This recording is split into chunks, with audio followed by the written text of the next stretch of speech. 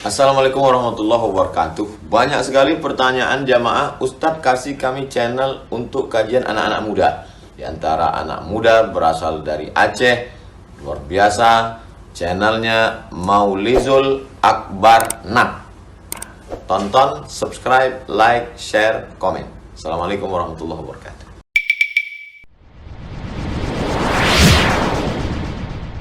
Ada orang yang sudah bayar zakat duluan, misal tinggalnya di Panggui, dia bayar zakat di hari mubah, jadi dari awal Ramadan atau 21 Ramadan sudah bayar di sini. Rupanya berhari rayanya tidak di sini. Dia hari rayanya apakah di kampungnya atau di manalah. Sedangkan zakat fitrah konsepnya di mana badan berhari raya, disitulah bayarnya.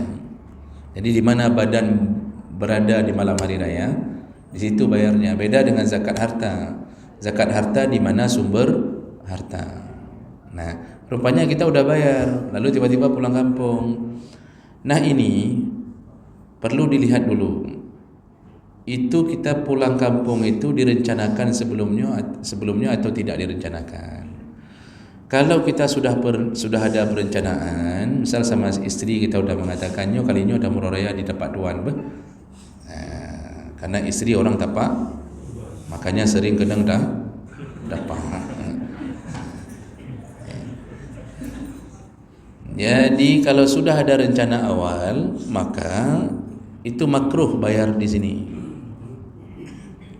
Jadi kayak mana transfer uangnya ke kampung di sana, di tempat tuan, suruh wakilahkan sama orang tua di kampung, suruh bayar atas nama kita di sana.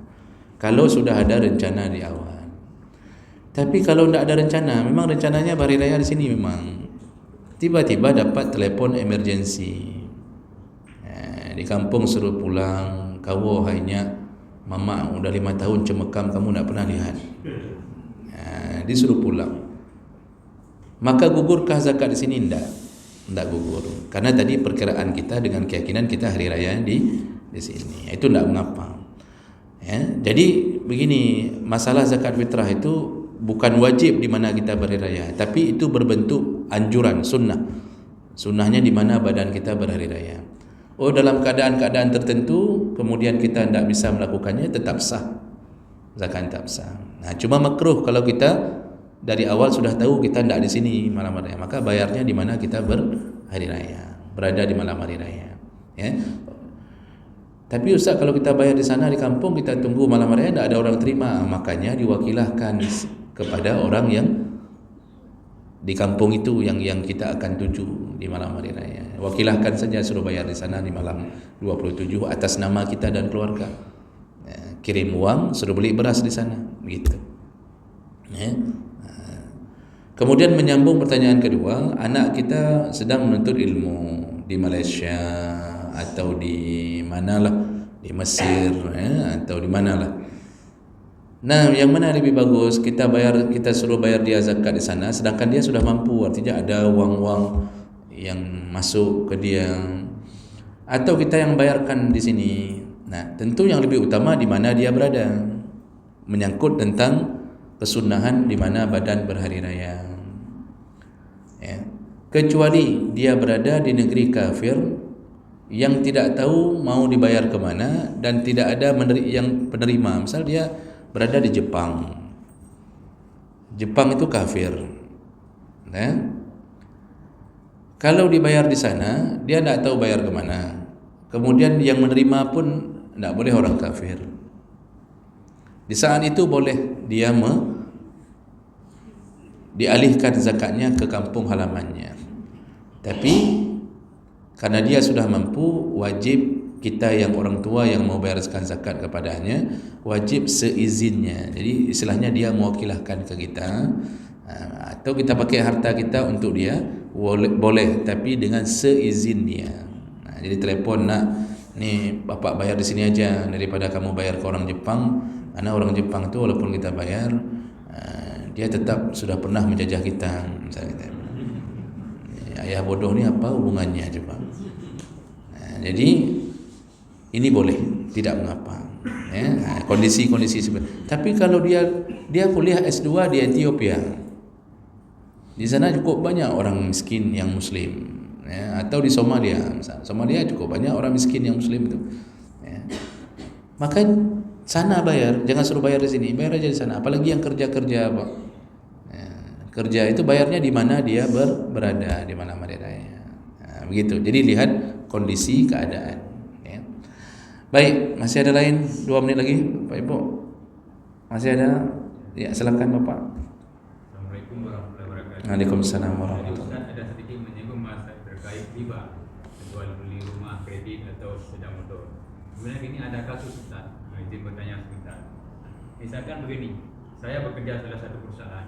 Perusahaan itu memberikan dana kepada pekerja untuk beli rumah, tapi dananya nggak langsung dikerja melalui bank.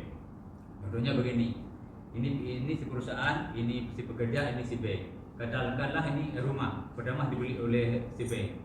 Berapa harga rumah? Katakanlah 120 juta. Bayar cicilan si karyawan ini dipotongkannya tetap 10 juta per bulan. Berarti 1 tahun 120 juta. Tapi si bank ini jual ke si perusahaan lebih. Jadi labanya si bank, si perusahaan yang bayar. Kira-kira apakah ini termasuk riba Ustaz atau tidak? Tadi rumah itu sudah dibeli oleh bank, Oleh bank.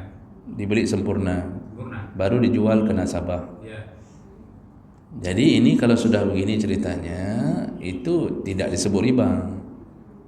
Karena sistem riba pada KPR, Pak, yang bangun rumah kita developer, kita bayarnya ke developer, DP, ya, bayar DP, kan sekitar 5 juta sudah dibangun tuh.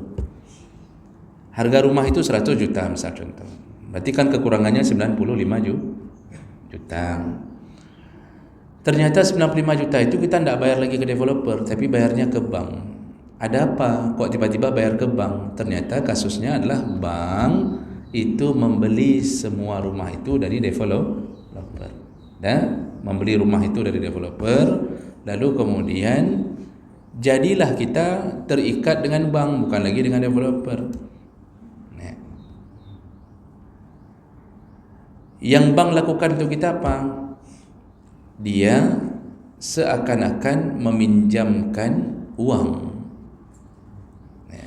Jadi tadi kita transaksi jual belinya dengan developer, tapi rumah itu ternyata dibeli oleh bank. Jadi kita tidak ada transaksi dengan bank nih, tidak ada transaksi jual beli dengan bank. Tiba-tiba bayarnya ke bank. Apa yang terjadi? Bank beli duluan rumah itu, dia lunasi duluan, ya. Lalu 95 juta itu sudah berada di tangan dia, antara kita dan dia terikatlah hutang piutang. Masalahnya yang dia lunasi 95, yang dia suruh bayar sama kita bukan lagi 95, tapi sesuai dengan margin berapa tahun kita ambil. Dan kita tidak terjadi jual beli dengan bank, terjadinya hutang piutang. Dia naikkan bunganya sesuai dengan berapa tahun marginnya. Nah, berubahlah dari 95 juta itu karena kita bayar cicilan menjadi 150 juta. Disitulah jatuhnya ke riba. Tapi kalau tadi yang Bapak cerita, bank beli dari perusahaan, sudah jadi. Kalau kita memperlambat sedekah wajib, itu zakat, memperlambat membayarnya, seharusnya jatuh misal bulan 7 lah, kita bilang bulan Rajab lah, cuma kita tunda, kita bayarnya dalam Ramadan misal, atau selebihnya, bolehkah? Kita sudah pernah belajar dulu Pak, waktu bahas masalah zakat. Zakat itu dibayarkan alal faur, segera. Malamnya kita tahu bahwa sudah sampai haul. Ini kan nisab sudah setahun yang lalu sampai. Ternyata bertahan harta kita sampai haul setahun.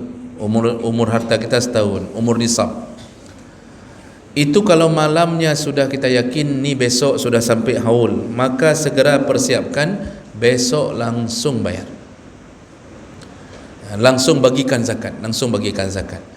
Nah, bolehkah ditunda? Makruh, kecuali karena ada uzur. Mana contoh uzur? Uang kita ada, zakat sudah kena, tetapi di tangan orang.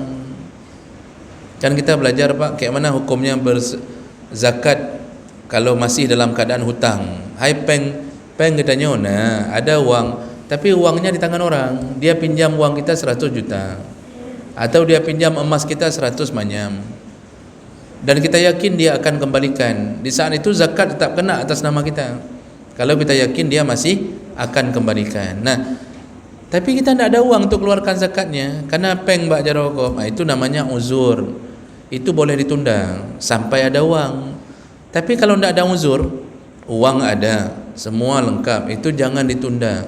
Walaupun zakat itu boleh dibayar dalam hitungan 1 tahun, itu kapanpun boleh dibayar, tetapi makruh menunda-nunda zakat, makruh.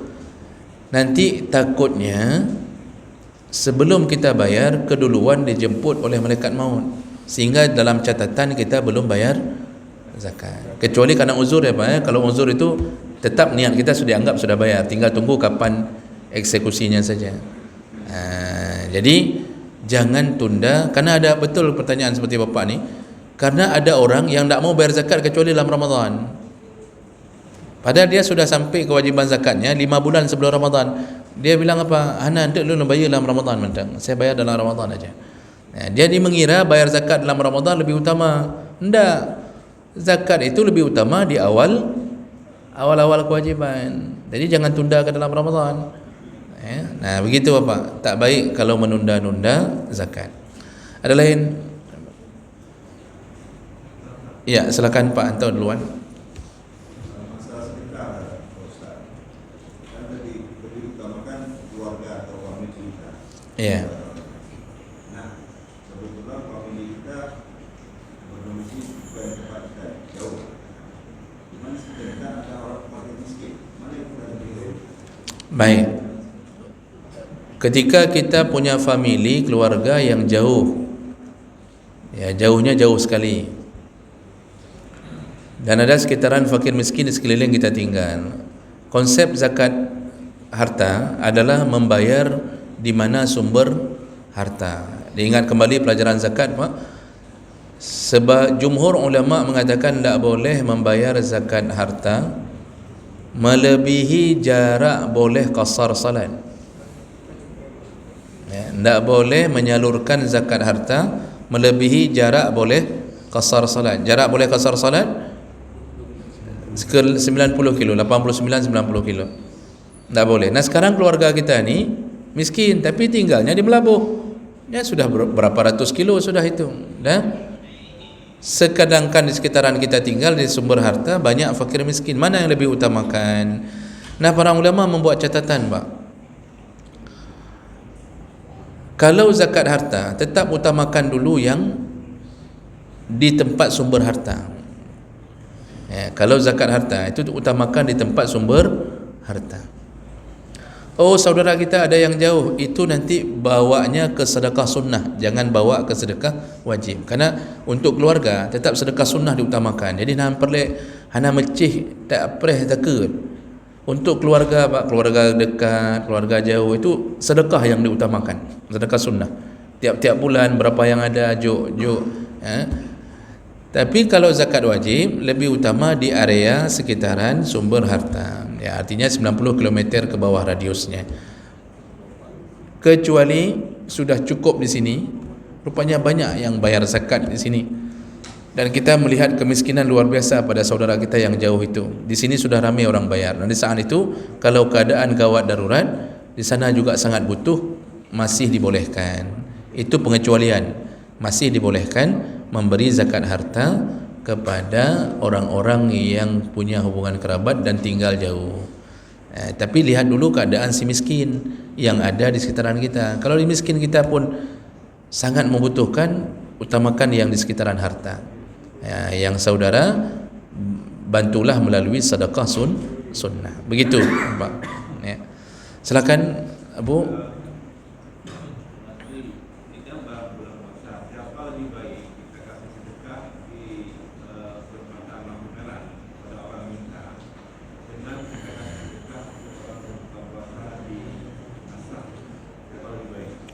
Dalam Ramadan mana lebih baik, bersedekah kepada lampu merah? Kok sedekah ke lampu merah? Sedekah kepada pengemis lampu merah dengan orang-orang yang mungkin setekaran kita untuk dia berbuka puasa, atau kita kasih ke menasah untuk berbuka puasa.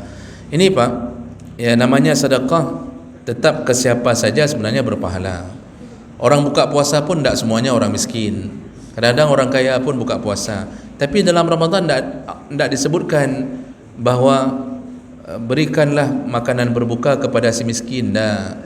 Nabi cuma menyebutkan yang memberi makanan ke orang berbuka. Tak peduli dia kaya miskin, yang kita dapat pahala tetap sempurna. Nah, kalau kita bandingkan dengan pengemis-pengemis, ini pengemis ini Pak yang menjadi pertimbangan kita. Pengemis hari ini itu bukan pengemis yang disuruh muliakan. Ya, pengemis hari ini yang di lampu merah Pak, itu bukan pengemis yang disuruh muliakan itu. Itu mereka itu sudah melakoni pekerjaan terlaknat. Rasulullah sallallahu alaihi wasallam menyebutkan, man fataha baba mas'alatin fatahallahu alaihi baba faqrin. Barang siapa yang membuka pintu mengemis, dia mulai meminta-minta, maka Allah mulai membuka pintu kefakiran untuknya. Lalu Rasulullah juga mengatakan, barang siapa yang meminta-minta di dunia sedangkan dia mampu, dia cukup hidup tapi suka minta-minta, maka dibangkitkan hari kiamat dalam keadaan tanpa wajahnya, tanpa daging, jadi tengkorak. Nanti di padang mahsyar Pak, ada orang-orang yang wajahnya tengkorak, tidak ada daging. Siapa dia? Pengemis-pengemis yang sebenarnya mereka mampu kerja, mampu cari nafkah, tapi mereka mengemis-ngemis. Nah, jadi bukan pekerjaan yang baik, itu pekerjaan terlaknat. Oleh karena itu, mengingat keadaan seperti itu, maka tidak ada baiknya hari ini memberi kepada para pengemis lampu merah. Nyaka hobi Pak. Nanti dia kalau sudah lama di Lok Semawai Pak, itu pindah. Jadi yang tinggal di Sigli pindah ke Lok, yang tinggal di Lok kedih minta Sigli lampu merah Sigli, yang Sigli pindah ke Biren, terus begitu-begitu Pak. Ya. Jadi sudah jadi lakonan pekerjaan. Belum lagi kita temukan video-video penipuan-penipuan. Yang terakhir kan laki pakai baju batik perempuan, kan? Ganti baju pakai baju batik perempuan, kemudian badannya pun cocok kayak emak-emak, sehingga pakai jilbab orang tak tahu dia laki. Pakai masker, cukup hiu rinang, ternyata laki. Dan ditemukan dia daerah mana Pak kejadian baru kan? Yang laki pakai baju perempuan, baju batik itu yang viral di Lambaru betul Lambaru Cafe ya, Lambaru Cafe. Nah, kayak gitu sudah model sekarang. Itu saya tanya tu ke beberapa orang teman-teman Satpol PP yang tangani pengemis Pak. Itu anak-anak itu kenapa tertidur terusan yang di pangku media tu? Dengar tapi anaknya ndak melawan, ndak apa-apa, disuntik Pak. Jadi memang disuntik, diberikan obat tidur supaya hanya untuk memancing iba saja. Sampai segitunya dia melakukan demi mencari rezeki. Nah, gara-gara dia yang betul-betul miskin pun akhirnya tidak diberi lagi. Jadi sudah dikotori oleh para oknum-oknum pengemis ini. Nah, makanya tetap memberi berbuka puasa lebih utama daripada memberikan kepada fakir, kepada pengemis di lampu merah. Cuma utamakan kalau bisa memberi buka puasa Pak, kasih ke fakir miskin. Ya, jadi antarkan paket-paket kita tadi ke rumah fakir miskin. Pertama, ada orang yang mau berutang ke kita, dan kita tahu orang ini susah bayar hutang. Ya, sudah terkenal susah bayar hutang, istrinya juga sama, ya, susah bayar hutang. Ya, karena biasanya suami istri kalau sudah susah bayar hutang sama-sama gitu. Karena saya lihat Pak, kalau suami istri salah satunya orang yang baik, itu tidak terjadi begitu. Suami berhutang, istri yang mengatakan, "Nak bayar ke dia hutang, nak bayar ke dia." Ini kalau sudah dua-duanya begitu, biasanya terjadilah. Dia pinjam lagi atau dia pinjam sama kita, sedangkan kita sudah tahu ni orangnya susah. Bolehkah kita berbohong mengatakan bahawa hai, uang ada, cuma saya harus bayar SPP anak, atau kita mengatakan boleh ni saya kasih, tapi ni uang orang, harus cepat bayar. Memang sebenarnya kalau kita lihat hadis Nabi, bohong itu cuma boleh di 3 tempat: ketika perang, ketika memperbaiki hubungan antara dua orang, boleh kita berbohong supaya mereka berbaikan. Dan yang ketiga yaitu ketika berbohong di atas nama membahagiakan suami atau istri. Misal masakan istri kita bilang enak, padahal Masya Allah kita menyesal memakan makanannya. Lalu ibu juga berbohong, ibu berbohong mengatakan suami gantengnya Masya Allah. Sampai suami itu lihat di cermin dan dia berteriak sendiri melihat wajahnya, kan? Itu bohong, itu yang disebut Nabi boleh. Nah, bagaimana bohong untuk menghindari hutangan-hutangan seperti itu? Memang ini tidak disebut dalam hadis Nabi. Cuma kalau kita lihat kondisi, maka ini mungkin kalau saya pribadi saya mengatakan boleh. Kenapa? Menghindari mudarat yang lebih besar. Karena kalau kita kasih, nanti kita akan terjerumus ke dalam dosa yang lebih besar, disibukkan dengan mencaci, mengutuk dia, tidak dibayar-bayar. Jadi kita perlu uang pun sudah susah. Akhirnya timbullah permusuhan. Karena kita sudah kenal orangnya susah bayar hutang, maka kita bilang hana peng, pada haina, itu termasuk perkara menghindari kemudaratan yang lebih besar. Itu dibolehkan. Karena orang hari ini Pak berhutang mudah, bayar yang susah. Ya. Memang ahli kibar dipelanggu oleh jin, hutang mudah tapi bayar susah. Ya. Dan dia nak mikir bahawa kita tertahan uang kita sama dia, itu bertahun-tahun kita tak bisa buat apa-apa. Itu tak pernah dipikirkan. Akhirnya kita kan nak sanggup mikir lagi pun, pilihan kita kan dua, serahkan ke Allah atau serahkan kepada yang berwajib. Ya. Ujungnya hidup kita hancur, hidup dia juga hancur. Itu yang sering terjadi. Jadi masih dibolehkan Pak, dalam keadaan seperti itu, daripada kita mendapatkan perkara yang lebih buruk. Okey, baik. Ada lain? Oh ya, yang kedua tadi apa ya Pak? Lupa saya. Kalau kita bayar, Oh, kita bayar cicilan sedikit-sedikit, tapi dia tak mau. dia tak mau. Tapi kalau kita bersedekah, misalnya dia tak mau sedekah, kita bisa diterima nggak sedekah? Okey, kita ada rencana bayar, tapi kita tak mampu bayar cash langsung. Kita je bayar sikit-sikit. Rupanya dia tak mau sikit-sikit. Bolehkah kita bersedekah? Tetap tak boleh, karena kita masih wajib bayar hutang. Jadi bagaimana caranya? Minta izinlah kepada dia untuk kita kumpulkan yang cicilan itu menjadi banyak. Karena dia tak mau sedikit-sedikit, maunya sekaligus. Kan? Ini serta-serta dibayarnya, ya sudah kita minta tunda waktu. Saya kumpulkan dulu sedikit-sedikit ni baru saya bayar. Itu yang bisa kita lakukan. Lalu kalau kita ganti uang cicilan itu dengan sedekah tetap tak boleh, karena kita pada dasarnya wajib dulu baru yang sunnah. Jadi cuma caranya ya temui dia. Kita bilang minta waktulah sekitar 2 tahun, saya kumpulkan dulu ni baru saya bayar. Cuma itu cara Pak.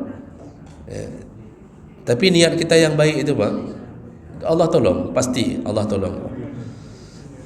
Saya juga dulu sebelum ada rumah Pak, itu sempat terutang juga. Jadi untuk ngambil rumah itu, saya terutang juga puluhan juta kepada orang baik supaya menghindari rumah KPR. Kan rumah di atas itu KPR sebenarnya itu, dan sistem KPR itu kan sistem haram. Sebenarnya haram itu, masuk ke dunia riba. Untuk saya hindari KPR itu saya berhutang. Tapi kebetulan karena saya sering memberi pengajian, jadi kepercayaan orang masih lumayan. Alhamdulillah ada orang baik kasih hutang puluhan juta. Dan saya juga bingung mau bayar di mana. Tapi karena niat baik Pak. Alhamdulillah selesai. Dalam 2 tahun selesai saya bayar hutang itu. Pokoknya berapa yang ada hutang dulu, bayar hutang dulu. Sampai di rumah itu uang belanja tak saya hitung lagi. Cukup hanya untuk membeli telur sama papan. Maksudnya telur 1 papan maksudnya. Cuma itu makan, itu bayar hutang. 2 tahun selesai alhamdulillah. Rumah sudah ada, hutang selesai, dan orang itu pun menambah kepercayaannya. Jadi harus ada niat baik. Makanya kita kasih tahu orang itu, saya minta waktu lah. Boleh saya berhutang tapi saya minta waktu. Oh dia nak mau tunggu cicilan-cicilan, minta waktu supaya kita bisa kumpulkan. InsyaAllah, yakinlah niat yang baik pasti membuat Allah buka jalan. Pasti. Baik. Ada lain Bapak Ibu sebelum kita tutup? Tidak ada. Okey, kalau tidak ada maka kita cukupkan. Saya tak tahu. Oh ada. Ya Pak Budi silakan boleh. Waalaikumsalam. Ustaz, berkenaan dengan sedekah sunnah tadi,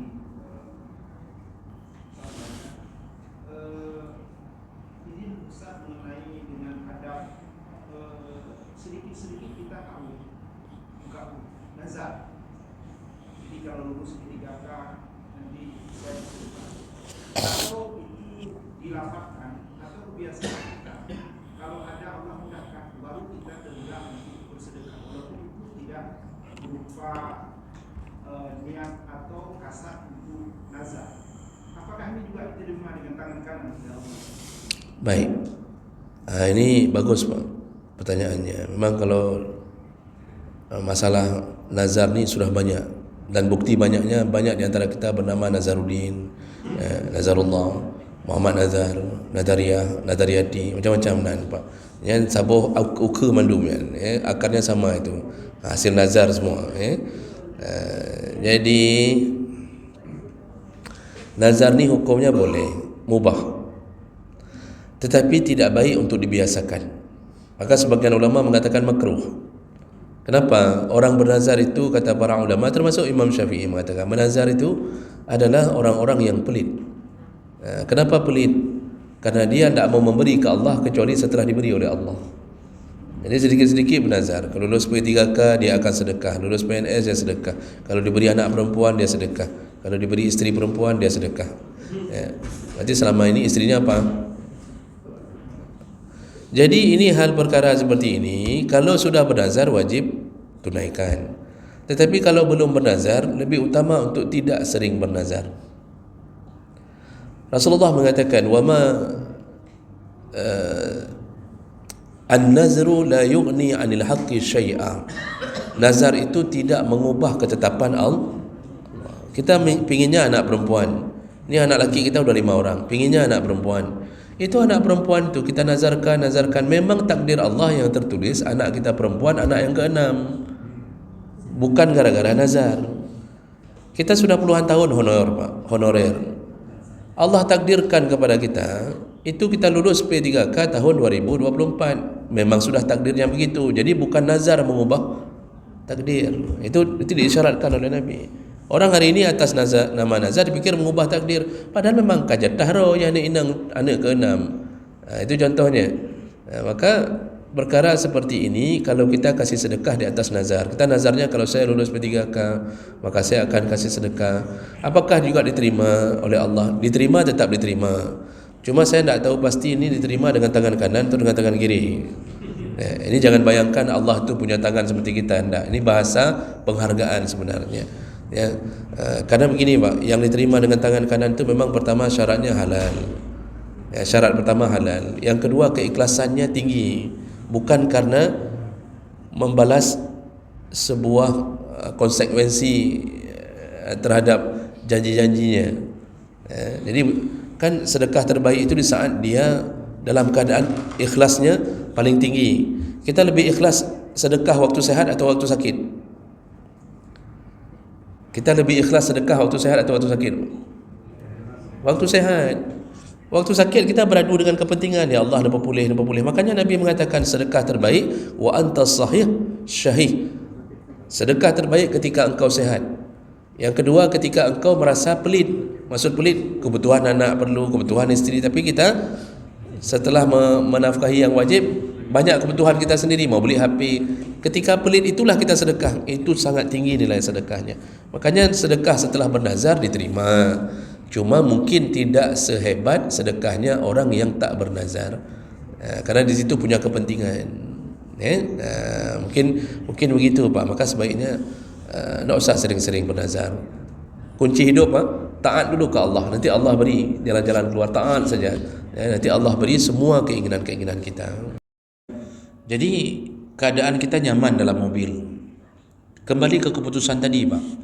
Kalau kita keluar dari sebelum subuh, pas datang waktu wajib puasa imsak, kita sudah di jalan, itu sehat-sehat saja pun kita tidak puasa pun tidak apa-apa, karena posisi kita sudah musafir. Cuma kalau disuruh pilih, kalau disuruh pilih puasa atau tak puasa, maka tetap pilihan puasa lebih utama. Kan tadi misal kita keluar sebelum subuh, boleh tak puasa? Tetapi kalau disuruh pilih, lebih baik puasa. Untuk apa?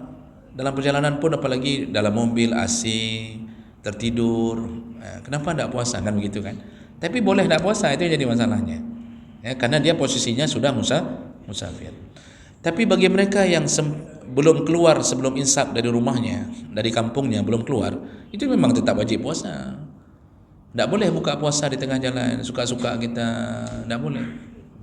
Tetap wajib puasa. Baru boleh buka kalau masuk kategori sakit. Sakit tu misal mudarat, dah capek sekali, udah tak sanggup lagi. Itu baru boleh buka. Jadi intinya, dengan kenyamanan yang kita terima, tetap pilihan untuk puasa itu lebih utama. Kalau perjalanan dulu masa Nabi mana ada, bahkan dengan unta, kuda, di bawah terik matahari, di tengah padang pasir. Ibu kalau umrah dari Mekah ke Madinah itu 7 jam kan? Mekah Madinah itu 7 jam. Itu naik mobil ber-AC, tertidur semua jemaah umrah dalam mobil, Pak, tertidur. Itu setelah dibuat aspal, Pak. Dulu bayangkan Nabi itu berhari-hari, 20 hari dari Mekah baru sampai ke Madinah. Dengan kuda, unta, naik ke atas bukit segala macam. Makanya pilihan kalau sudah sakit baru boleh buka. Kalau tidak tetap lanjutkan puasa. Jadi seperti saya bilang tadi, kalau supir hanya peduli, Pak, mau nyaman mau tidak tetap iglak saja. Saya jarang sekali dapat yang soleh, itu yang menyedihkan sekali pekerjaan itu. Baik, ada lain apa? Masih 2 menit lagi. Pak Budi silakan.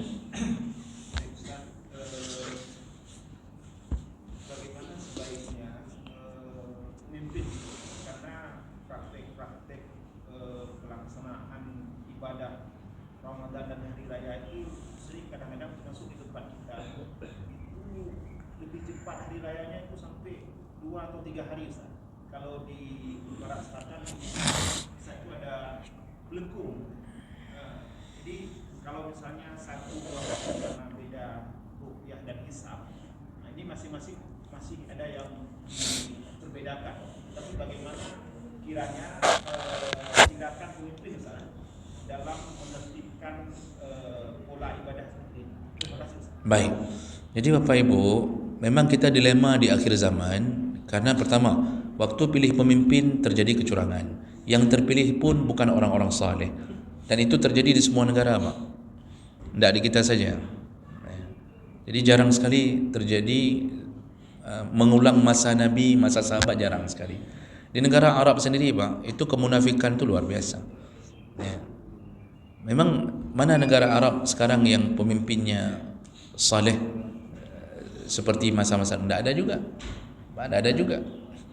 Yang ada satu sekarang yang betul-betul mempertahankan di Afghanistan, dipimpin oleh Taliban sekarang. Cuma itu, Pak. Pak tahu Arab Saudi sekarang anak Raja Salman itu parah sekali, Pak. Itu parah betul itu. Di Mesir memang Fir'aun sekarang, Pak Asisi itu. Di Yordania itu juga para munafik yang kerjasama dengan Israel itu, termasuk Yordania, Arab Saudi, Bahrain, itu kerjasama dengan Israel, menghancurkan saudaranya sendiri, Pak. Jadi tidak ditemukan lagi pemimpin seperti masa dulu. Semua terpilih karena gara-gara dipilih bukan berdasarkan agama, tapi berdasarkan demokrasi, berdasarkan partai. Yang terpilih ya keinginan partai. Apalagi di Indonesia, Pak, galak-galak aja, galak-galak partai, yang benar pun tersingkirkan. Akibatnya apa? Menentukan semua urusan bukan urusan agama, bukan dengan agama.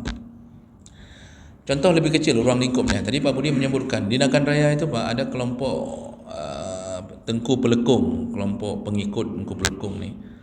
Saya setahun di Nagan Raya, sempat kerja di Nagan Raya setahun. Waktu tsunami itu, Pak, itu memang lumayan parah ni, Pak. Lumayan parah. Bahkan mereka punya pandangan untuk bisa mengganti umrah itu keliling tawaf di kuburan Tengku Pelekungnya. Dan di masjidnya itu ada tiang yang untuk apa istilahnya sesajen, melakukan ritual. Nasabah tiang dalam masjid diikat dengan hijab putihnya, Pak. Jadi memang berbau-bau kesesatan juga dapat. Nah, mereka ini kalau Ramadan itu bisa 2 sampai 3 hari sebelum waktu orang lain melakukannya. Kenapa pemimpin diam? Okeylah, kita tidak bilang presiden, mungkin dia pun tidak tahu itu pelukung-pelukung. Dia kan cuma tahu proyek-proyek saja kan. Nah, sekarang kenapa bupatinya diam? Karena kepentingan dunia, akhirnya mereka diam. Apa yang terjadi, Pak? Saya dikasih tahu sama orang-orang di sana, itu pendukung bupati yang paling besar itu kelompok ini. Mereka ada 1000-an orang, Pak. Dan setiap yang mau naik jadi calon pemimpin itu termasuk mendatangi tempat ini untuk mencari dukungan. Jadi begitu dapat dukungan dari mereka dengan 1000-an orang itu sudah cukup keadaannya begitu. Begitu terpilih tidak mau disegel ni. Tidak mau disegel kerana dibutuhkan untuk politik. Begitu keadaannya, Pak. Yang yang pegang huruf negara ya Aceh. Makanya bupati yang terdahulu yang sudah turun, yang kena tapi ada bantuan pergi kena tapi akhirnya apa? Bekerjasama di dalam kesesatan. Ini yang paling bahaya. Makanya Rasulullah mengatakan, man a'ana ala ma'siyah, barang siapa tolong menolong dalam maksiat, maka dosanya sama, fahuwa syarikun lahu. Makanya pemimpin itu susah masuk surga. Banyak kali hisapnya. Banyak kali, Pak. Bapak nak usah daftar untuk jadi presiden, nak usah daftar, Pak. Kakak bangunan bahan minyak mentang yang uruh danging 2045 betul-betul jadi emas atau tidak nantinya, biar saja udah. Jadi kalau iddah seorang perempuan ketika kematian suami, batasan keluar dari rumah mana? Ini sebenarnya fleksibel, Pak. Tapi maksudnya tidak boleh keluar ke jalan-jalan. Tapi kalau cuma keluar duduk depan rumah, siram-siram bunga, itu tak mengapa. Ya. Apalagi memang kalau dia tidak bisa diwakilkan, anak tidak ada atau anak masih kecil sekali, tidak ada yang bisa keluar untuk belanja, tetangganya pun sibuk semuanya, tidak bisa dia utus untuk belanja, maka di saat hanya pergi belanja balik lagi itu masih dibolehkan. Jadi maksud keluar di situ jangan sampai dia berleha-leha, terbit kena JJS, kemudian jogging pagi yang tak ada maksud, tak ada tujuan, itu harus tahan selama 4 bulan 10 hari. Jadi ndaklah seketat sampai tak bisa keluar rumah kayak penjara, lalu dari jendela rumah dia panggil orang, ya, kena dah siap kapan tolong siap aja kudu binyo. Itu tak begitu juga. Kata orang kapungo kaanyan lalu meninggal lako kapungo kaanyan. Dia panggil dari jendela kerana tak berani. Ada yang panggil dari kosen pintu, itu tak begitu juga. Jadi kalau cuma sekedar duduk-duduk depan rumah itu aman, tidak mengapa insya-Allah, ya. Okey, baik, ada lain? Ya, silakan Ustaz. Bahasa yang terakhir tadi berkaitan dengan haji masyarakat. Kalau perempuan yang iddah itu sama bagi dia sendiri mungkin nggak tahu bahwa ada larangan jika iddah tidak bisa, lalu panitia pun tidak bisa menggeser. Nah, hukum bagi si perempuan ini hajinya itu bagaimana? Haji berdosa atau haji tidak dihitung haji? Kalau tidak dihitung haji mungkin tidak apa-apa. Tapi kalau dihitung kemudian hajinya berdosa. Okey, baik. Ini menarik ini. Bagi perempuan tadi misal menghadapi kendala, dia masa iddah, lalu kemudian datang wajib haji, ya, maka solusi tadi pertama minta sama petugas untuk menggeser ke tahun yang akan datang. Ternyata petugas pun tidak bisa menggesernya. Artinya tidak bisa ibu, kalau digeserkan nanti ibu begini, hilang nama ibu, macam-macam lah. Solusi kedua, kasih panitia itu minta untuk nama suami diganti oleh mahram kita, anak. Itu dibolehkan, ya. Jadi posisi suami itu digantikan oleh mahram yang lain. Kalau memang tidak bisa digeser, berarti sudah ada mahram. Nah, bolehkah berangkat kalau sudah ada mahram? Kalau memang betul-betul tidak bisa digeser dan itu bisa menghanguskan haji kita, berarti kita bertemu keadaan darurat. Nah, di saat seperti itu kita boleh berhaji. Namun haji sah atau tidak? Hajinya sah, karena kalau mau tahu tentang haji sah atau tidak itu hanya berpatokan pada syarat, rukun, dan tidak disebut dalam rukun haji, dalam syarat haji tidak disebut bahawa harus dalam keadaan tidak iddah, tidak disebut. Ini kan larangan khusus. Nah, jadi hajinya tetap sah. Berdosakah? Kalau tanya dosa tak dosa tergantung. Kalau dia memang sengaja berhaji mengolok-olok syariat ini, hajinya sah tapi berdosa. Tapi kalau dia berangkat dalam keadaan darurat, dia tidak ada rencana mengolok-olok masa iddah, terpaksa berangkat. Kalau tidak nanti dibatalkan hajinya. apalagi dia sudah punya pengganti misal anaknya, maka insya-Allah itu termaafkan. Jadi kondisi-kondisi darurat seperti itu biasanya termaafkan. Tapi kalau keadaan normal ini hajinya sah tapi berdosa. Tapi untuk apa berhaji kalau pulangnya berdosa? Sama kayak salat dengan mukena curian. Ya, salatnya sah tetapi berdosa karena salatnya dengan pakaian yang dicuri. Jadi begitu keadaannya. Ya. Baik, ada lain tadi siapa? Bapak Buya, silakan Bapak. Begini Ustaz, misalkan ada orang tua katakanlah umurnya sudah 80 lebih, beliau nggak sanggup jalan lagi, sudah lemah, mata Aceh lain. Tiba-tiba beliau membayarkan hajinya pada orang yang diwakilkan. Kemudian 1 tahun kemudian atau 2 tahun kemudian mungkin ada anaknya kelebihan berumrah berkeluarga, jadi mamanya dibawa, beliau datang sendiri. Kira-kira bagaimana hukumnya Ustaz? Baik, ini pelajaran untuk ke depan. Ya, ini pelajaran ke depan tu tentang aniyabah fil haid. Bagaimana kalau haji kita diwakilkan oleh orang lain. Nah, saya jawab sementara Pak. Saya jawab ini singkat. Kita posisi sudah lemah sekali. Ya. Secara hukum adat tak sanggup lagi jalan, kalau 80. Nah, kemudian kita mewakilkan haji itu kepada orang lain. Itu sah dan boleh. Lalu kemudian ternyata tahun-tahun berikutnya anak kita berhaji. Lalu anak itu ingin menghajikan lagi, begitu maksudnya? Umrah. Oh, ini bukan haji. Bukan. Oh, umrah ceritanya. Umrah pun boleh diwakilkan. Nah, lalu kemudian diumrahkan lagi oleh anak kita, masih boleh, dan itu masuk kategori umrah sunan. Kalau yang pertama ini dimaksud adalah umrah wajib. Ya, masih dibolehkan.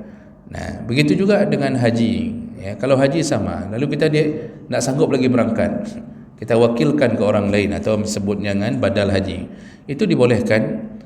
Dan seandainya nanti kalau sudah haji dibadalkan, keluarga kita pun tak perlu lagi menghajikan kita karena sudah selesai. Tapi syaratnya yakin bahawa sudah dilakukan.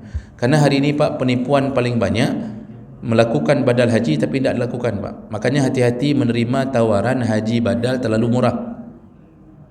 Jadi waktu ditawarkan haji 1 juta misal, ya, kita segera menghajikan orang tua kita dengan 1 juta, padahal tidak dilakukan. Itu bahaya, karena ini pekerjaan mukimin Madura biasa Pak. Nah, yang biasa kejadian, tapi sekarang saya tidak tahu karena di sana banyak begitu. Nanti dibelinya sertifikat RM1,000. Ada sertifikat dijual, saya dibayar Pak fotokopi Pak, tulis nama, selesai. Tak masuk akal haji itu kalau dengan 1 juta. Dia permainannya itu 10 juta ke atas, tergantung orang badal itu berada di mana. Kalau orang badal itu berada di Mekah, Madinah, bisa jumlah-jumlah begitu. Karena menghaji badalkan itu dia harus sesuai dengan jumlah kebutuhan dia, mulai dari berangkat sampai pulang, makan dia, minum dia, itu harus kita tanggung, baru sempurna haji yang dibadalkan. Jadi umrah itu boleh diwakilkan. Kalau anaknya berangkat mengumrahkan lagi, dia dapat pahala umrah sunnah. Karena umrah itu boleh berulang-ulang, begitu. Umrahnya langsung beliau dibawa oleh keluarganya, dibawa oleh anak-anaknya, tidak diwakilkan. Berarti umrah sunat juga, karena umrah pertama sudah diwakilkan, dan itu sudah menjadi, kalau sah, kalau betul dilakukan, itu sudah menjadi umrah pertama yang dianggap wajib. Berarti yang berikutnya beliau sebenarnya tidak wajib lagi, cuma beliau akhirnya melakukan lagi, itu menjadi umrah sunat. Ya. Ada lain Pak Ibu ya, pertanyaan Ibu ini pas kita mau berangkat haji, tinggal 5 hari lagi mau berangkat, suami meninggal. Inilah yang kita jelaskan tadi. Inilah berarti kita sedang mengalami masa iddah dari suami yang meninggal 4 bulan 10 hari. Tidak boleh haji. Jadi harus cari solusi dulu. Solusi pertama, minta ditunda untuk tahun yang akan datang. Kalaupun tidak boleh seperti kata Ustaz tadi, tidak boleh ditunda, ya apa boleh buat? Berarti terpaksa berangkat karena takut hangusnya permasalahan ini. Boleh, tapi itu sudah masuk termaafkan. Itu dah darurat. Ya, ini sudah darurat. Ya. Okey, begitu kira-kira. InsyaAllah kita bertemu di 2 minggu, 2 Sabtu yang akan datang. Ini kita lanjut Pak, nanti di penghujung pertemuan kita nanti baru kita sentil sedikit masalah kurban. Nanti kita hentikan, nanti ada edisi khusus masalah kurban. Demikian kita cukupkan. Semoga yang hadir Allah telah catatkan pahala, dan semoga Allah kumpulkan kita kembali di dalam surganya. Amin ya rabbal alamin. Subhanakallahumma bihamdik, asyhadu an la ilaha illa anta, astaghfiruka wa atubu ilaik. Wassalamualaikum warahmatullahi wabarakatuh. Yang melakukan azan perempuan itu di Mesir itu ada salah seorang pemuka feminisme, Pak. Dia suka melakukan hal yang aneh. Di Inggris, dia orang Mesir tapi dia berdiam di Inggris. Namanya Amani Daud Nanji. Itu memang dia orangnya rusak, sesat, Pak. Dia itu menyuruh perempuan azan, lalu dia jadi imam, mengimami laki-laki. Perempuan azan haram kalau di hadapan laki-laki, bahkan tidak diajarkan untuk azan walaupun bersama kelompok perempuan. Haram kalau di depan laki-laki, makruh kalau di depan perempuan. Tidak ada azan bagi perempuan. Perempuan yang ada syariatnya iqamah, itu pun kalau dia hanya salat bersama perempuan yang tidak didengarkan suaranya oleh laki-laki. Itu pun tidak terlalu dianjurkan, tinggalkan pun boleh. Jadi haram melakukan azan bagi perempuan. Kalau perempuan azan tidak sah dan wajib diulang oleh laki-laki. Setelah itu perempuan itu tandai, dan jangan sampai dia melakukan 2 kali. Kalau menyuruh punguh, apa yang tanda cik punguh pada tanda. Jadi tidak boleh perempuan melakukan azan karena fitnah suaranya tidak diizinkan dalam agama. Nah, itu yang pertama. Yang kemudian yang kedua, waktu jeda antara azan dan iqamah. Dalam hukum Islam, dalam syariat, yang mengatur jeda itu bukan mesin tapi imam. Sebenarnya yang mengatur jeda waktu itu imam. Cuma karena kita berada di dunia modern, yang untuk mengingatkan orang minta lagi qamat ni, maka dia bisa atur sendiri keadaan dirinya, maka muncullah mesin tet-tet. Ini mesin tet-tet nanti, kan? Dia bunyi tet-tet menuju itu nanti, kan? Nah, itu boleh dilanggar oleh imam. Yang intinya di dalam syariat, kebutuhan orang untuk bisa berjamaah itu yang diperhatikan. Kalau semakin lama orang perlu persiapan, maka semakin panjang butuh waktu. Contoh, habis azan subuh, itu kasih waktu panjang, kok. Paling kurang 15 menit. Kenapa? Itu ada orang baru bangun dengan azan. Belum pun dia kenal, dia tak tahu mana rumah dia, walaupun dia berada dalam rumahnya. Kadang-kadang dia meraba-raba mana istrinya, anak kedua, bak gerah muka ile. Perlu waktu. Kasih azan, kasih jeda yang panjang. Lalu kemudian kalau zuhur, kalau kita lihat memang orang butuh persiapan datang, butuh salat sunnah, kasih juga waktu sekitar 10 menit. Itu contoh. Nah, Nabi pernah menunda iqamah di waktu zuhur gara-gara terlalu panas. Masuk matahari sampai tidak bisa solat, tidak yakini tidak bisa khusyuk solat. Nabi tunda itu sampai hampir setengah waktu zuhur jalan, baru Nabi melakukan jamaah. Itu kuasa imam. Jadi misal begini, ini penutup. Kalau imam melihat belum datang jamaah, mungkin sedang ada acara apa misal di luar, belum datang jamaah, maka imam walaupun sudah bunyi mesin, dia boleh mengatakan baik kaman ini, baik kaman. Maka muazzin taati imam, bukan taati mesin. Jadi muazzin tak boleh bilang, tapi kaya mesin. Imam boleh memecat muazzin tersebut. Yang harus taat kepada imam. Jadi dia ini tidak diatur berapa menit oleh Nabi, tapi fleksibel. Makin butuh waktu, makin panjang. Bapak kalau pergi umrah berapa menit antara azan dengan iqamah waktu subuh di Masjid Nabi dan Masjidil Haram? Setengah jam, Mbak. Sampai kita yang sudah datang awal sampai mikir jadi apa enggak solatnya. Maghrib dah. Itu dibolehkan. Jadi jangan tergesa-gesa, karena inti salat adalah agar orang lain mampu mencapai salat jamaah tersebut. Jadi baik berturut mesin tapi berturut hati. Begitu intinya. Ada orang yang terpaksa potong kuku karena mungkin dia ada sesuatu yang mungkin sakit atau tidak nyaman dengan panjangnya dan segala macam. Bolehkah kalau itu sudah masuk golongan darurat, mudarat, sudah menyebabkan sakit, kayak timur kata sakit tadi, maka berlakulah hukum dasar, iaitu ad-daruratu tubihul mahdhurat. Semua yang darurat menyebabkan yang dilarang itu menjadi boleh. Itu bahkan yang dilarang pada yang wajib, pada yang haram itu jadi boleh, apalagi yang dilarang pada yang sunnah. Maka tidak masalah. Kalau kita punya masalah dengan kesihatan, gara-gara ada alergi, misal alergi tumbuh ini, enggak apa-apa. Ya, masih dapat pahala sunnah masih, karena dia melakukannya bukan kesengajaan dia, tapi memang tuntutan. Itu masuk dalam kondisi darurat. Jadi ini tak masalah, tetap dapat pahala. Yang tak boleh tu kehilangan pahala sunnahnya kalau suka-suka Allah kukuh juga ikut kita, itu hilang pahala sunnahnya, tapi tidak mempengaruhi kurbannya gitu. Kemudian yang kedua, mana lebih utama Pak? Bayar hutang atau kita kurban? Di saat jatuhnya hari Zulhijjah itu, hari nahar itu, kita ada hutang. Ini tergantung Pak. Kalau hutangnya sudah jatuh tempo dan pemilik yang memberi hutang sudah marah-marah, dia merasa tersakiti, maka abaikan kurban, lebih utama bayar hutang. Kenapa? Menunda-nunda hutang zalim, menunda kurban tak zalim. Membayar hutang wajib, melakukan kurban sunnah, mendekati wajib tapi tidak sampai ke wajib. Makanya hati-hati ketika berkurban tetapi belum bayar hutang. Ini kalau tersakitinya orang ini, semua pahala kurbannya nanti malah untuk bayar hutang di akhirat. Makanya bayar hutang dulu. Kalau betul-betul memang hanapeng tapi na hutang, napeng pas-pasan tapi ada hutang, dan orang itu sudah jatuh tempo, sudah marah-marah, sudah di WA berkali-kali. Ya.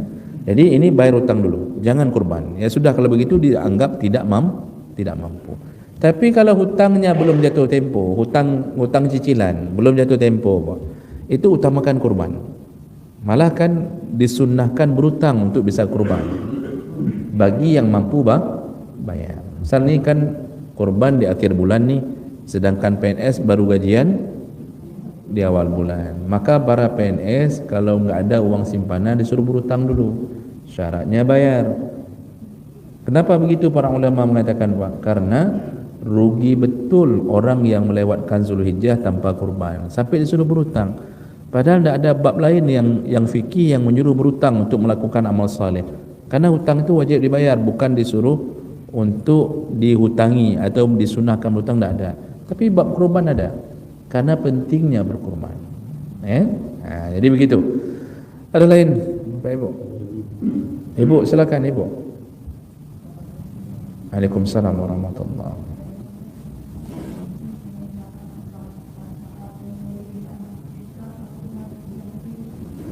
Okey, baik. Ini ada pertanyaan terakhir Pak. Apakah kita disuruh hadiri waktu penyembelihan? Jadi masalah menghadiri penyembelihan itu bukan wajib, itu sunnah. Berdasarkan hadis Nabi kepada Fatimah yang menyuruh hadir, itu sunnah saja. Jadi kalau bisa hadir lebih baik. Kalau tidak bisa hadir, tidak membuat kurban kita berkurang pahalanya. Apalagi perempuan. Perempuan kalau mau hadir, lihat-lihat keadaan Pak. Ini nanti misal di sini tempat kurban misal, contoh. Ini laki-laki semua. Di atas bukit tu laki semuanya. Yang ada cuma laki dengan sapi. Yang ada cuma laki, sapi dan kambing. Perempuan misal tidak ada. Kan? Tiba-tiba ibu datang. Semua orang tiba-tiba tidak lihat lagi ke binatangnya, sudah lihat ibu. Itu berarti sudah timbul fitnah. Kalau sudah begitu, baik dia lebih gerah saja kan. Supaya tidak timbul fitnah, lebih gerah saja coba. Begitu ibu datang, orang mengatakan, "Hai ibunya, walaupun katuha lagak gemetar." Madu sudah ke situ semua lihatnya. Sampai kambing-kambing pun dah lihat ke situ. Kata kambing, bukan hari kambing, memang lega. Itu dah timbul fitnah. Kalau sudah timbul fitnah, jangan datang. Ya. terutama bagi perempuan. Tapi kalau yang laki yang bisa datang hadir, alhamdulillah. Tidak bisa pun tidak apa-apa. Itu hanya sunnah saja. Nah, berurutan dengan ini Pak, ada satu yang ketinggalan. Nanti kita pemilik kurban kalau bisa hadir, maka yang kita lakukan apa Pak? Sebelum dikurbankan baca doa. Apa doanya? Bismika Allahumma ahya. Nanti Pak, karapo 6:30 masalahnya ni. Kalau bapak sambung berat memang. Nah, itu doa tidur. Pak, pemilik kambing, pemilik kurban, nanti ketika hadir itu disunnahkan berdoa. Jadi pas kita lihat sebelum disembelih ni, berdoa Pak berdasarkan hadis Nabi, yaitu doa iftitah. Wajjahtu wajhiya lillazi fataras samawati dan wa ana minal muslimin. Kok doa itu? Karena ada kalimat yang koneksinya inna salati wa nusuki, sesungguhnya salatku, nusuk kurbanku untukmu ya Allah, hidupku matiku untukmu ya Allah. Makanya Nabi menyunahkan baca doa itu. Jadi tidak perlu dihafal, tinggal bacanya mentang. Setelah itu penyembelih baru letakkan pisau, pas mau tarik disunnahkan penyembelih juga berdoa, yaitu bismillahi Allahu akbar Allahumma taqabbal minni, kalau dia pemiliknya. Jadi kalau langsung pemilik nyembelih sendiri, itu doanya bismillahi Allahu akbar Allahumma taqabbal minni, ya Allah terimalah dariku. Tapi kalau kita sewa orang untuk nyembelih, maka si penyembelih berdoa bismillahi Allahu akbar Allahumma taqabbal min, ya Allah terimalah dari di situ boleh sebutkan nama min fulan, misal min fulan. Tapi ingat seperti tadi, enggak tersebut dengan baik pun tak apa-apa. Allah sudah tahu itu milik siapa. Jadi jangan kita protes, hai salah nan ke berpegang dari Uber dipeduk nan ke gak pegah-pegahnya macam-macam mereka. Ulang katanya. Penyembelih sudah sibuk ulang-ulang nama kita Pak. Ada yang ketinggalan profesor, doktor, berat-berat dah pungo profesor orangnya. Pedunan banyak profesor, doktor, LC, MA. Oh Masya Allah. Kameng aja senyum waktu lihat itu. Pegah dia kameng membinatangkah daripada kamu. Jadi itu tidak wajib sampai segitu kan. Seandainya penyembelih mengatakan ya Allah terimalah dari seluruh pemiliknya, selesai. Itu selesai. Ya, okey, baik. Oh ya, silakan Pak Aidil. Terakhir. Dalam beberapa hari ini kita lihat Mentor itu Menteri Agama ada menghimbau supaya kurban itu diserahkan kepada Amir atau pada Muslim, contohnya pada zakat. Jadi biar mereka yang mengatur yang bisa. Apakah boleh seperti itu Pak Ustaz? Kemudian yang kedua, masalah daging kurban. Setelah disembelih kemudian dipotong, di panitia telah mufakat supaya ini jumlahnya sekian bungkus yang berarti sama rata. Nah pada waktu hari raya, karena ini kan sudah ditentukan orangnya, ini pada waktu hari raya ternyata di luar itu banyak orang. Nah bagaimana kalau daging ini kita perkecil, apakah boleh daging ini sudah dibagi sama rata? Itu supaya dapat semua. Okey, baik, terima kasih banyak. Baik, ini penutup kita. Yang pertama tadi Menteri Agama menyarankan kita kurban kirim ke satu rekening, iaitu nanti mereka yang kelola itu dianggap sebagai rekening resmi untuk zakat. Pak, kalau itu kita lakukan, maka kita tetap mengirimkan kurban melebihi jarak, boleh kasar salah. Di situ bermasalah. Yang kedua, kurban kita otomatis tidak mencapai sasaran untuk orang-orang miskin yang berada di sekeliling kita. Yang ketiga, Menteri Agamanya pun bermasalah. Jadi makanya baik tak dengar Menteri Agamanya, Pak. Dia itu ya liberal bacuk benar, Pak. Udah hampir-hampir mirip tu kan. Jadi Bapak Ibu enggak usah mengikuti anjuran itu, enggak usah. Tetap kurban paling bagus tu di tempat kita masing-masing. Ya. Ana mesti tu hotel lung menjek Menteri Agama baru ikut. Dah ikut. tapi masalahnya belum ikut korupsi juga nanti. Kan? Okey. Jadi itu tak perlu dituruti permintaan itu. Dah. Kemudian yang kedua, kita sudah tumpuk-tumpuk panitia mengikuti jumlah kupon. Rupanya kita lihat orang miskin berdatangan. Bolehkah kita mengecilkan tumpukan itu untuk supaya dapat? Boleh, Pak. Karena itu semuanya fleksibel, teknis lapangan itu fleksibel, tak diatur. Ya, tak diatur, Bang. Maksudnya harus begini ndak. Kalau kita lihat tiba-tiba, kalau lebih huruf kau, tak cukup juta po, juta cutit, duduk je pada bawah kantong. Tak apa-apa, aman itu, Pak. Ya. Oh, tak cukup. Tak mesti pun kita mencukupkan semua orang miskin satu kampung, tak. Berapa yang cukup ya sudah. Tak dapat ya apa boleh buat. Karena kita sudah data di awal. Jadi jangan merasa kadesya dan Yohana menepuk. Oh, enggak. Pak. Kalau kita mau bagi sama rata, tiba-tiba ada orang miskin yang di luar kampung dari jauh datang, kita ambil sedikit-sedikit supaya sayang dia sudah datang, itu tidak apa-apa juga. Tidak cukup pun jangan jadi masalah, ya, karena itu pun sebenarnya bukanlah sebuah kewajiban kita meratakan semuanya.